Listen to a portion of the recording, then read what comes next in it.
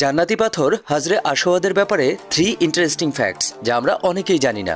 Number 1, হাজরে আসওয়াদ জান্নাতি পাথর যা হযরত আদম আলাইহিস সালাম জান্নাত থেকে নিয়ে এসেছিলেন, কিন্তু তুফানি নূহ এর কারণে মহান আল্লাহ কাবা শরীফকে আকাশে উঠিয়ে নিয়েছিলেন আর এই পবিত্র পাথরটিকে হযরত জিবরাইল আলাইহিস সালাম একটা পাহাড়ে লুকিয়ে রেখেছিলেন। পরে যখন হযরত ইব্রাহিম আলাইহিস সালাম কাবা শরীফের মেরামত করছিলেন, হযরত জিবরাইল আলাইহিস সালাম হাজরে আসওয়াদ এনে দিয়েছিলেন কাবা শরীফে লাগিয়ে দেওয়ার জন্য।